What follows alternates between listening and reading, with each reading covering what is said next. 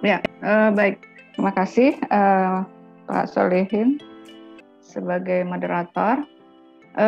Hari ini kita membahas mengenai DNA fingerprint. Nah, DNA fingerprint itu tadi di awal-awal presentasi itu sudah disampaikan, itu adalah sebuah alat untuk identifikasi, ya. Yang pertama adalah alat untuk identifikasi, yang kedua adalah alat untuk ya identifikasi juga untuk menentukan hubungan kekerabatan. Ya, jadi misalnya kalau untuk manusia, contoh sederhana aplikasinya ketika kasus pengeboman misalnya ada yang meninggal, kemudian yang meninggal ini berkerabat dengan siapa? Nah, itu dia. Berkerabat dengan siapa sekaligus juga menentukan ini siapa ini yang meninggal ini, gitu ya. Tapi kalau tidak ada yang meninggal, misalnya dalam identifikasi tanaman misalnya, ada kalau di padi itu kan banyak sekali varietas padi. Ya, misalnya varietas saya enggak tahu hafal sih, tapi misalnya ada beras A dengan beras B yang sangat mirip sekali, yang sangat ya secara fisiologi dan anatomi mirip sekali, tapi kemudian orang ingin tahu sedekat apa hubungan kekerabatan antara kedua varietas padi ini. Nah, itu bisa dilacak dengan DNA fingerprint. Ya, jadi fungsinya baik pada tanaman, hewan atau manusia sebetulnya hampir sama. Namun kalau di manusia bisa diaplikasikan dalam kasus kriminal ya. Kalau di tanaman kan tidak ada kasus kriminal. Tapi tetap intinya adalah untuk menentukan ini dia saudaranya siapa. Kemudian sedekat apa dia bersaudara gitu ya. Kalau di tanaman dan hewan lebih ke sana fungsinya. Tapi kalau di manusia lebih banyak ke kasus yang ada, misalnya kasus kriminal, kasus pemerkosaan, ya, kasus pengeboman dan lain sebagainya, gitu, kasus pembunuhan kriminalnya ya. Nah, itu yang pertama yang harus dipahami. Jadi DNA fingerprint itu, jadi sebetulnya dia menggantikan fingerprint yang ada di ujung jari, ya kan. Kalau fingerprint yang ada di ujung jari kan fungsinya adalah itu. Misalnya ketika kita memegang tembok misalnya, fingerprint kita ini kan nempel di sana, nempel. Nah, kemudian orang bisa, polisi itu bisa ngambil data itu, ya. Tapi kenapa tidak menggunakan fingerprint dari sidik jari saja? Ada kemudian akibat kehati-hatian, misalnya orang pencuri gitu ya, dia sangat hati-hati sekali gitu masuk rumah, pakai sarung tangan, pakai yang dia sudah tahu persis kalau meninggalkan sesuatu jejak itu akan tidak bisa terlacak dia gitu. Nah, jadi tapi kemudian lupa, misalnya dia meludah atau dia tinggalkan rokok gitu ya, itu sebetulnya bisa terlacak walaupun sidik jarinya itu tidak tertinggal itu. Kemudian yang kedua, memang sensitivitas atau keakuratan dari DNA fingerprint itu jauh lebih tinggi dibanding dengan keakuratan dari dari fingerprint ya. Nah, itu awalnya dulu. Kemudian DNA fingerprint dan fingerprint itu mirip namanya, satu pakai DNA di depannya, satu lagi tidak. Tapi kemudian DNA fingerprint itu bukan berasal dari DNA di ujung jari. Ada juga yang berpikiran seperti itu. Jadi DNA fingerprint itu adalah DNA yang diambil dari ujung jari, bukan ya. DNA fingerprint itu diambil dari sel mana saja pada organisme. Ya, jadi misalnya kalau ada sel darah, oke, ambil sel darah. Kalau ada sel kulit, ambil sel kulit. Kalau ada sel otot, ambil sel otot. Kalau ada tulang, ambil tulang. Nah, terserah apa saja. Jadi tidak ada hubungannya dengan ujung jari lagi, walaupun namanya sama-sama fingerprint gitu ya. Kemudian tadi ditanyakan oleh Pak Erik, tolong diperdalam mengenai metode-metode atau teknik-teknik di dalam elektroforesisnya gitu ya. Sebetulnya itu sudah teknis sekali ya, itu sudah sangat teknis sekali. Namun prinsipnya saja yang kita bahas di sini karena itu sangat lama sekali ya. Jadi elektroforesis itu hanyalah salah satu dari tool atau alat untuk melaksanakan kegiatan ini ya. Banyak beberapa proses yang harus dijalani dan salah satunya memang adalah elektroforesis. Tapi bisa juga tanpa elektroforesis. Karena orang sekarang bisa menggunakan real time PCR. Kalau pakai real time PCR itu tidak ada elektroforesis karena dia bisa langsung terlacak datanya dengan data amplifikasi itu dengan laptop saja karena grafiknya muncul di sana gitu ya. Nah, sekarang kita bahas yang konvensional dulu. Tadi sudah dibicarakan mengenai RFLP, ada juga AFLP ya, tapi saya kurang familiar dengan AFLP, saya hanya familiar dengan RFLP.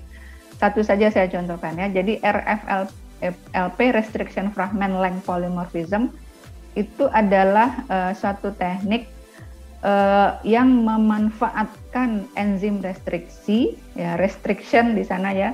Jadi untuk mengerjakan teknik ini ya. Jadi langkah-langkahnya adalah DNA genom ya, misalnya kita sekarang pada kasus pembunuhan ya, kasus pembunuhan. Jadi ada seseorang yang sudah terbunuh kemudian ingin mengidentifikasi siapa pelakunya. Tentu yang diambil pertama adalah jejak yang ditinggalkan oleh pembunuh di TKP ya. Kenapa jejak ini yang dicari? Karena memang nanti dari jejak yang ditinggalkan itulah kita bisa membandingkan dengan si tersangka. Ya, jadi jejak itu berupa apa? Tentu adalah tertinggalnya sel-sel dari si pelaku di TKP. Sel apa saja? Misalnya tadi kita bicarakan tentang rokok ya. Jadi rokok itu bisa tertinggal sel mukosanya di rokok. Atau mungkin ketika terjadi pembunuhan itu didahului dengan perkelahian, misalnya ada tumpahan darah di situ, bisa darah dari korban, bisa juga darah pelaku juga ada. Jadi si pendeteksi, si polisi aja kita anggap dulu mengumpulkan data sebanyak apapun yang ada di lokasi itu. Ya, jadi mungkin juga ada percikan, ada air ludah atau ya segala macam gitu ya. Nah, itu kemudian diambil, diisolasi DNA genomnya. DNA genom adalah DNA keseluruhan di dalam sel. DNA penyusun semua kromosom kita. Nah, kemudian setelah dapat DNA genom ini dipotong dengan enzim restriksi. Ya, enzim restriksi banyak jenisnya, tapi cukup diambil salah satu saja. Apapun jenis enzim restriksi yang ada, pasti ada situs restriksinya pada genom kita. Ya, jadi orang biasanya menggunakan enzim restriksi yang paling mudah saja, misalnya ECO R1 atau ECO R1. Ya, kemudian satu lagi, ketika polisi melakukan pelacakan, tentu mereka akan mendapatkan beberapa tersangka, gitu ya, beberapa tersangka. Mungkin ada 2 tersangka, maka dari kedua tersangka ini pun dilakukan hal yang sama, diisolasi DNA-nya. Kemudian dipotong dengan enzim restriksi yang sama, misalnya ECO R1 tadi. Nah, setelah dipotong dengan enzim restriksi, maka kemudian dilakukan elektroforesis. Oke, kita pakai elektroforesis yang paling sederhana saja, elektroforesis horizontal. Ya, sayangnya Bapak Ibu tidak ada praktikum, karena pandemi ini biasanya bioteknologi selalu ada praktikumnya gitu ya. Nah, di elektroforesis, kemudian akan nampak smear, kata Pak Subari ya. Kenapa jadi smear ya? Karena DNA genom manusia itu kan banyak sekali, panjangnya 3 miliar pasang basa, atau kalau dengan ukuran standar itu lebih kurang 2 meter ya. Jadi antara satu potongan dengan potongan yang lain, karena dia hampir sama panjang, maka ketika di elektroforesis tidak nampak jarak satu sama yang lain, sehingga dia berdempet-dempet. Nah, karena saling berdempet, maka seperti smear aja. Tapi kalau DNA virus yang kita potong, karena DNA-nya pendek dan jarak antara satu panjang antara satu potongan dengan potongan yang lain itu berbeda, maka ketika di elektroforesis dia akan memisah dia. Ya. Jadi ingat bahwa prinsip elektroforesis itu adalah memisahkan pita DNA. Ya, misalnya ada 5 pita DNA. Hasil pemotongan itu menghasilkan 5 pita DNA yang tidak sama panjang, ya. Yang tidak sama panjang. Nah, elektroforesis nanti akan memisahkan pita DNA itu berdasarkan panjangnya. Ya. Yang paling pendek dia akan paling cepat menuju kutub positif. Sementara yang paling panjang dia akan paling lambat menuju kutub positif. Jadi seperti orang berlari, ya, kita umpamakan startnya sama, ada 5 orang yang akan berlari pada start yang sama, garis start yang sama. Kemudian ada yang kurus, ada yang sedikit gemuk, ada yang paling gemuk, gitu ya. Nah, yang paling kurus ini dan paling kecil dia akan laju dengan cepat sampai garis finish. Sementara yang paling gemuk nanti akan tertinggal paling belakang. Nah, jadi sehingga akan nampak kita ada jenjang-jenjang gitu ya. Oh, setelah 5 menit posisi si yang paling kecil sudah berada pada garis finish. Posisi yang berikutnya ya sekian meter. Jadi nampak perbedaan jarak-jarak. Nah, itulah elektroforesis. Ya. Tapi kalau berat orang itu hampir-hampir sama, kecepatan larinya juga hampir-hampir sama, maka dia pasti berdempet-dempet kan. Jadi setelah 5 menit hampir-hampir sama aja sampai garis finish semuanya. Nah, itu contoh dari elektroforesis pada DNA manusia. Jadi dia saking hampir sama ukurannya semua, jadi rapat-rapat saja. Nah, kemudian berikutnya ada prop namanya. Prop itu adalah potongan DNA yang diberi label. Label itu adalah label itu adalah pemberi sinyal kepada kita, ya, orang yang melakukan kegiatan itu, sehingga dia mudah terlihat. Ya, kalau DNA saja kalau di elektroforesis dia tidak kelihatan. Tapi diberi prop itu sama, ya, kalau kita umpamakan misalnya si A yang pegang senter di malam hari, senternya hidup, maka dia kan kelihatan gitu ya. Jadi prop itu seperti itu. Jadi diberi cahaya atau diberi warna, ya. Itu ada, kalau dulu orang pakai radioaktif, ya, tapi radioaktif kan sekarang ini sudah dilarang penggunaannya karena bahayanya sangat besar. Maka dipakai bahan kimia lain. Bahan kimia lain itu biasanya warna. Kalau radioaktif itu dia pendaran cahaya yang tertangkap. Ya. Nah, kemudian si prop ini nanti dia akan, karena dia adalah DNA manusia juga, ya, maka dia nanti akan menempel pada DNA yang di elektroforesis tadi. Dan prop itu berasal dari DNA, bisa DNA VNTR, bisa dari DNA STR. Ya, VNTR itu adalah singkatan dari variable number of tandem repeat. Ya, itu adalah, jadi uniknya baik manusia, hewan atau tumbuhan, DNA kita itu kan tidak semuanya terdiri dari gen saja, ya. Tapi juga yang paling besar itu komponennya adalah DNA. Bapak Ibu tahu apa beda DNA dengan gen? Kalau gen itu adalah DNA yang tugasnya mengekspresikan protein, mengkode protein. Itu gen. Kalau kita bicara manusia, kalau pada manusia normal, maka gen itu urutan nukleotidanya sama pada setiap orang, ya, berbeda dikit-dikit, itu ada polimorfisme namanya, tapi biasanya polimorfisme itu tidak merubah protein yang dikodenya, ya. Namun ada DNA yang bukan gen pada makhluk hidup. Nah, dan itu juga panjang sekali, jauh lebih besar jumlahnya dibanding dengan gen. Nah, yang DNA bukan gen itu ada bagian yang disebut dengan VNTR. variable number of tandem repeat. Apa keunggulan dari VNTR atau keunikan dari VNTR ini? Merupakan DNA yang urutannya berulang-ulang. Ya, misalnya gini. Urutannya itu ATTGC, kemudian berulang lagi ATTGC, ATTGC, ATTGC. Nah, itu VNTR namanya. Itu ada pada DNA manusia. Ya, namanya VNTR. Tapi kalau VNTR itu lebih panjang lagi ulangannya itu. Misalnya ATTGC GGGGG, ulang lagi ATGC GGGG gitu. Ya. Nah, itu yang dilacak di dalam RFLP. Ya. Apa uniknya antara satu orang dengan orang lain? Kenapa itu bisa dilacak? Uniknya adalah jumlah pengulangannya itu pada orang dengan yang tidak memiliki hubungan kekerabatan, maka jumlah ulangannya akan jauh bedanya, ya.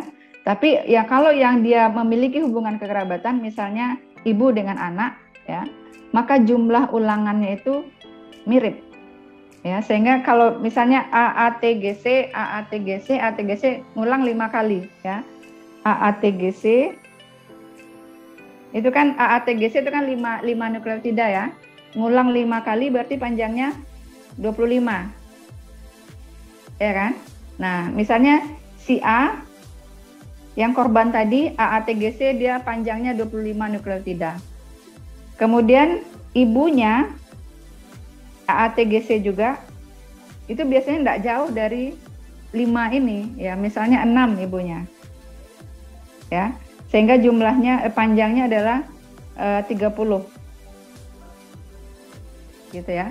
Tapi kalau yang tidak ada hubungan kekerabatan, maka panjang ulangannya ini berbeda jauh, ya. Kemudian bahasa yang berulang itu juga tidak pasti berbeda gitu.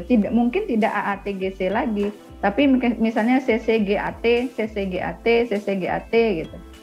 Nah, sehingga keunikan inilah yang dimanfaatkan untuk melacak untuk aplikasi DNA fingerprint.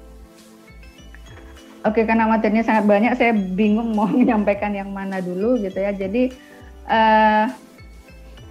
itu tadi. Jadi balik ke apa tadi ke pembunuhan tadi, ya.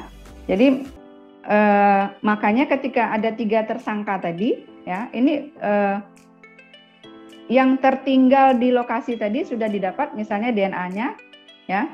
Tinggal mencocokkan dengan si pelaku tadi, si calon pelaku. Misalnya ada 3 pelaku tadi, atau ada 2 pelaku tadi, ya. Tunggu dulu. Bukan. Jadi kita buat prop tadi ya. Buat prop, jadi prop yang diambil dari VNTR tadi, kemudian dihibridisasi. Hibridisasi itu adalah ditempelkan ke DNA yang di elektroforesis tadi. Nah, jadi DNA itu kan ada double stranded, ada untai ganda, dia dibuat menjadi single stranded dulu, menjadi untai tunggal. Propnya juga begitu, dibuat jadi single stranded dulu, sehingga nanti antara prop dengan DNA yang di elektroforesis dia akan nempel, ya. Nah, prop akan nempel pada DNA yang di elektroforesis kalau dia memang cocok, ya. Jadi kan propnya tadi diambil dari TKP, ya. Prop diambil dari TKP, kemudian dilabel, diberi warna, kemudian dihibridisasikan ke DNA yang di elektroforesis. Jadi ada 2 yang DNA di elektroforesis tadi, ada untuk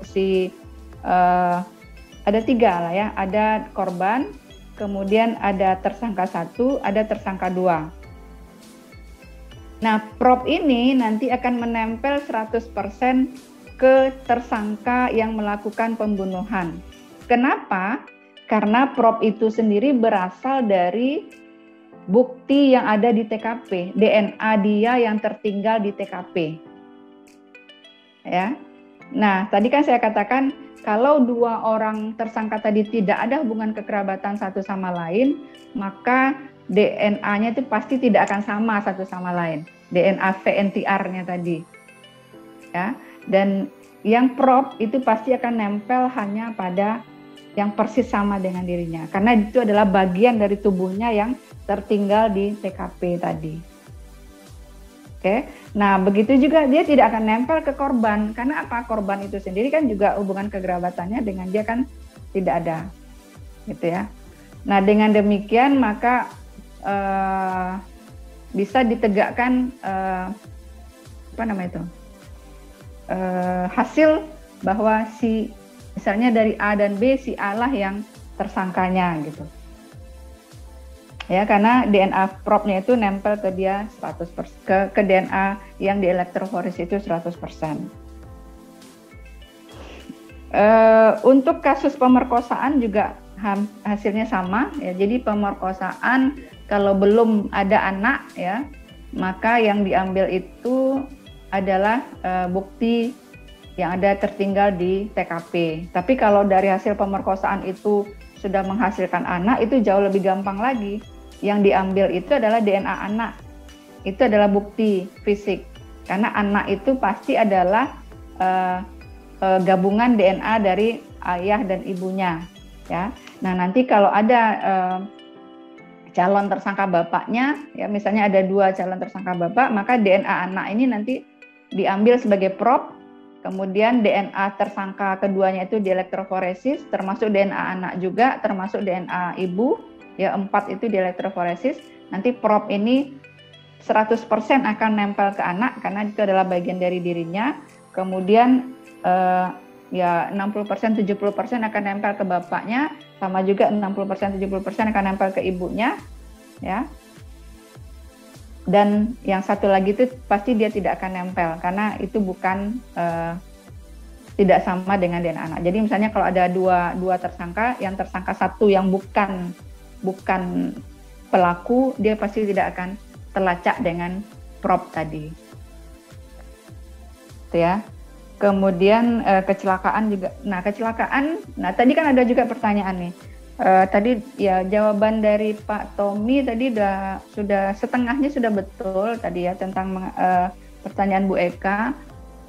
Mana yang lebih sering digunakan? Apakah DNA mitokondria dan DNA inti? Ya tergantung kasus. Tadi Pak Tommy sudah mengatakan kasusnya betul, tapi alasannya mungkin kurang tepat ya.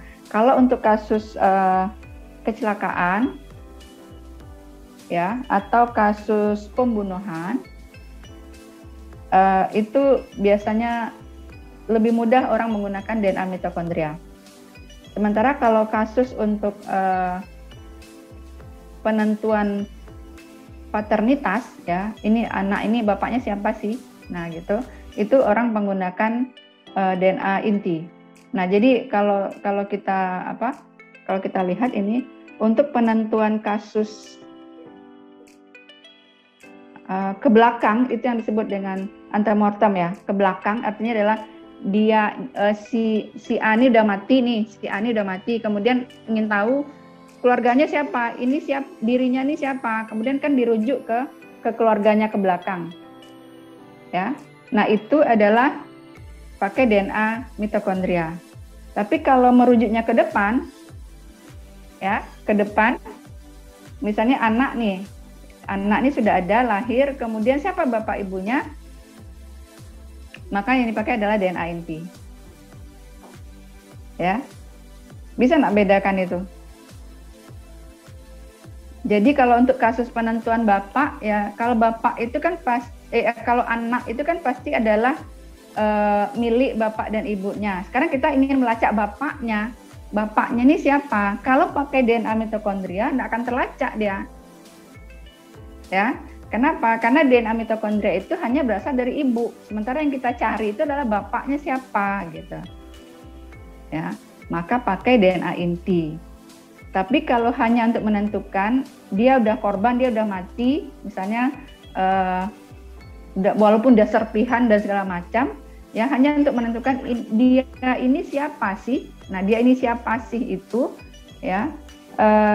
Sebetulnya bisa dua-duanya dipakai DNA inti maupun DNA mitokondria. Tapi kalau tergantung dari ketersediaan, misalnya bapaknya udah meninggal, kan nggak mungkin pakai bapaknya, pakai aja ibunya. Nah, ketika pakai ibunya saja, itu pendeteksiannya memang hanya ya 50-60%. Ya, kenapa? Karena yang mati ini kan juga merupakan gabungan dari bapak dan ibunya. Ya. Tapi kan kalau sudah terlacak 50% saja itu sudah memberikan gambaran yang apa namanya itu, yang lumayan lah gitu ya, daripada tidak teridentifikasi sama sekali ya. Jadi dengan Anda 50-60% itu orang udah meyakinkan aja, oke, ini anak dari si ini, berarti dia adalah si ini gitu ya. Tapi kalau untuk penentuan masa depan anak ya, itu kalau tidak diambil DNA bapaknya kan enggak akan mungkin bisa tahu ini bapaknya siapa gitu ya. Oke, jadi bukan berdasarkan berapa tinggal serpihan itu ya. Jadi kalau misalnya korban pengoboman ada sebongkah daging aja gitu ya. Misalnya sebongkah daging kecil aja. Ini mayat siapa ini gitu ya. Itu sudah sangat besar ketersediaan DNA-nya. Ya. Jangankan sebongkah daging, tetesan sperma yang mengering di spray saja itu bisa diambil DNA-nya. Apalagi kalau serpihan ya, misalnya serpihan daging itu ukurannya 5 cm kali 5 cm lah gitu. Ya, itu kalau diisolasi DNA-nya itu banyak sekali.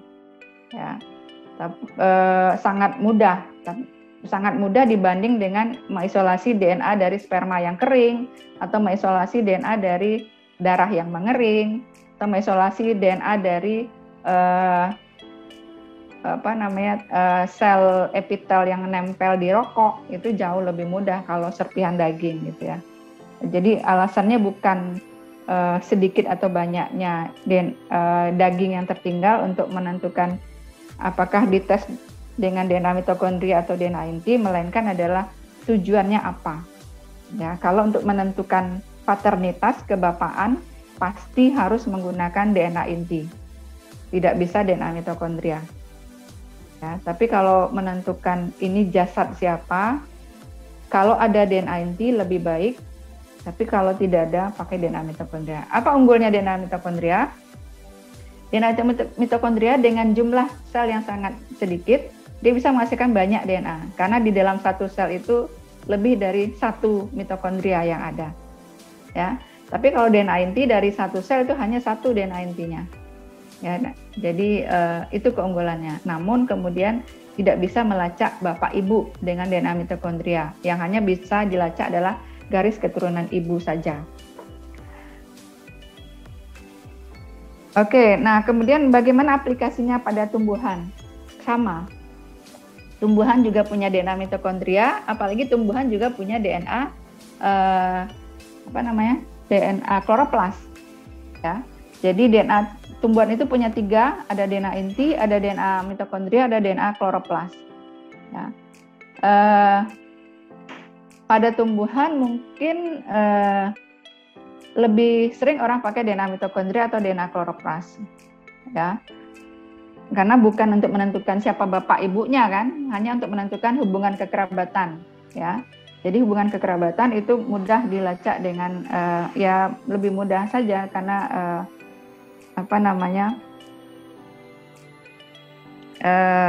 DNA inti pun bisa, tapi jumlahnya DNA mitokondria atau DNA kloroplas itu kan lebih banyak gitu. Walaupun nanti hubungan kekerabatan itu hanya sebelah yang bisa terlacak dari hubungan kekerabatan dari tetua betina, ya, tetua jantannya tidak terlacak dengan DNA mitokondria. Pada hewan juga bisa, ya. Jadi karena fungsinya tadi, jadi sekali lagi orang melakukan tes DNA itu adalah untuk mengidentifikasi dan menentukan hubungan kekerabatan. Seberapa dekat hubungan kekerabatan, ya. Jadi misalnya iseng-iseng nih, kita ingin tahu seberapa dekat sih hubungan kekerabatan antara cumi-cumi dengan gurita misalnya. Itu bisa dilakukan. Ya, kenapa tidak? Karena dua-duanya punya DNA. Isolasi saja. Nanti dilihat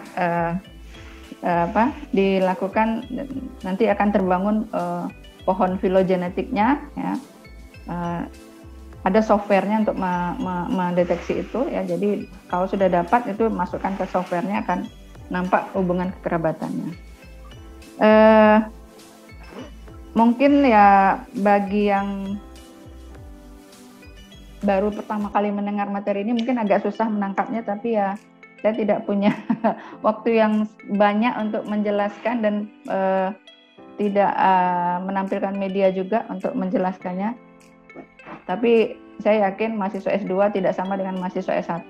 Ya, mahasiswa S2 pasti punya referensi yang sudah banyak dibaca juga sebelumnya. Sehingga penjelasan saya tadi mungkin mudah-mudahan sih bisa nambah pengetahuan yang sudah dimiliki sebelumnya. Kalau tidak nanti kita akan diskusi kembali kapanpun ya. Kalau ingin mendalami tentang DNA fingerprint silakan saja bertanya kapan yang Anda mau gitu ya, Bapak Ibu yang mau. Karena memang DNA fingerprint, PCR sekarang ngetop gitu ya. Jadi kalau Bapak Ibu sebagai orang biologi tidak paham dengan itu, ketika orang bertanya nanti tidak bisa menjelaskan dengan benar, nah itu kan ya tujuan perkuliahan kita tidak nyampe juga pada akhirnya gitu. Jadi minimal untuk pemahaman diri sendiri, dan kalau orang nanti bertanya bisa menjelaskan, itu paling penting. Jadi kalau tidak terpenuhi dengan penjelasan saya pada hari ini, silakan bertanya kapanpun Bapak Ibu mau gitu ya. Sepanjang saya juga bisa menjelaskannya. Waktunya sudah termakan 8 menit. Kalau ada satu pertanyaan singkat juga boleh, kalau Bapak Ibu masih mau bertanya. Izin Bu. Ya, silakan. Tadi untuk apa ini Bu? RFLP nih. Ya. Suaranya agak mendengung, Pak Erik. Ini sudah jelas Bu? Iya, tapi dengungnya masih ada.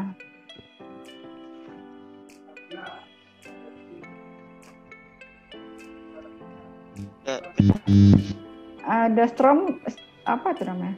Ada dua sumber suara yang saling bertabrakan kayaknya. Kenapa jadi mendengung gitu ya?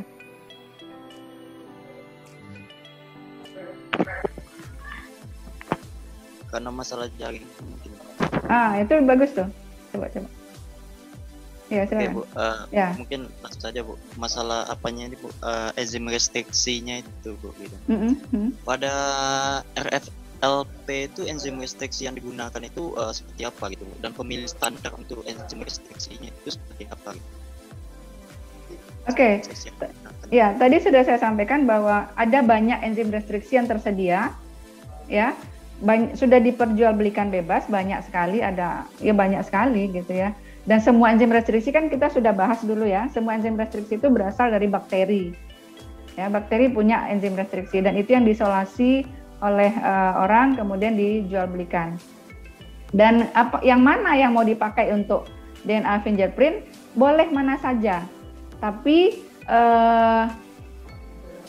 yang paling yang paling mudah atau yang paling sukses orang menggunakan enzim restriksi itu adalah enzim restriksi yang sudah ditemukan di awal-awal dulu ya, misalnya ECO R1, ECO R1 atau BAM H1, BAM H1 atau PST1, itu adalah enzim restriksi yang dulu sejak awal penemuannya itu sudah didapat orang gitu. Ya, jadi pakai satu enzim restriksi saja. Ya, pakai satu enzim restriksi saja, misalnya ECO R1 itu yang paling murah juga harganya, murah dan kemudian kerjanya bagus gitu ya. Kemudian itu yang diaplikasikan ke DNA genom. Ya, jadi bagaimana cara memotong dengan enzim restriksi? Mudah saja, ambil misalnya 10 nanogram DNA genom tadi ya, hasil isolasi. Kemudian dia kan dalam bentuk cair DNA itu hasil isolasi itu ya. Misalnya 10 nanogram itu adalah 10 mikroliter DNA, kebanyakan itu ya, 2 mikroliter.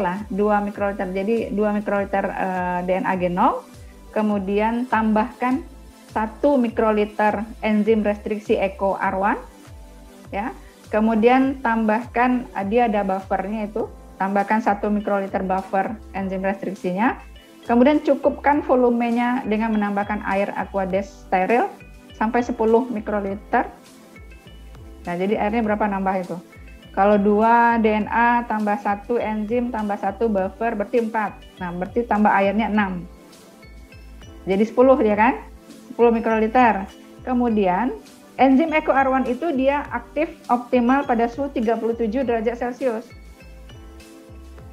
Nah, masukkanlah dia ke dalam inkubator. 37 itu berapa ya? Rasanya ya. Coba cek lagi kalau saya salah ya.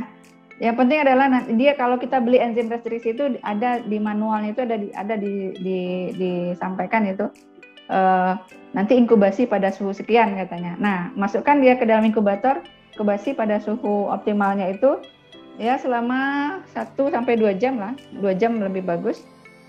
Nah, setelah 2 jam kemudian di elektroforesis. Ya. Elektroforesis nanti dia sudah kelihatan tuh, ketika di elektroforesis sudah kelihatan dia sudah terpotong-potong. Tapi potongannya tadi karena DNA yang dipotong itu banyak, 3 miliar pasang basah kalau manusia ya, maka hasil potongannya tadi berbentuk smear, berbentuk apusan.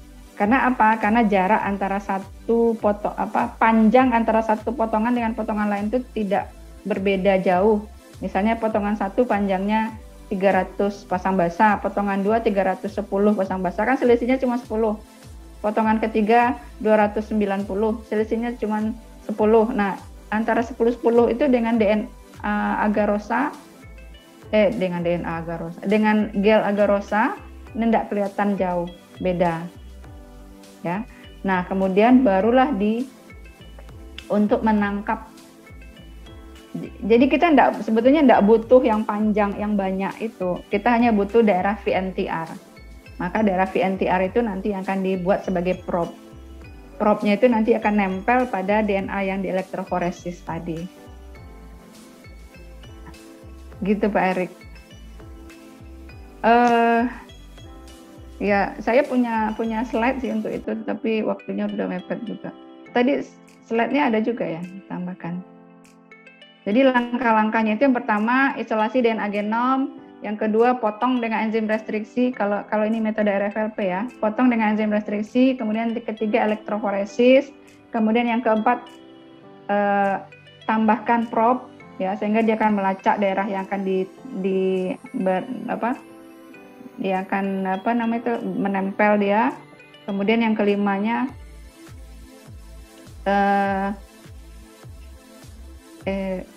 pindahkan ke film, dia film X-ray. Kemudian nanti di film itu kita akan melihat pita-pita dari VNTR yang muncul dari hasil probe tadi. Itu Pak Erik.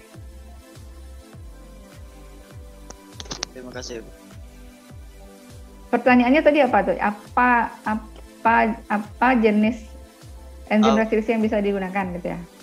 Ya, pemilihan standar untuk apa ini Bu, gitu. Standar untuk enzim pemilihannya gitu Bu. Ya, tadi sudah Ibu jawab ya, bahwa pakailah enzim restriksi yang awal-awal dulu ditemukan ya. Beberapa enzim restriksi yang dianjurkan itu adalah EcoR1, BAMH1, kemudian PST1, ya itu antara lain. Kalau pakai 3 enzim, ya salah satu dari 3 yang Ibu sebutkan tadi, itu insya Allah sukses dalam memotong DNA.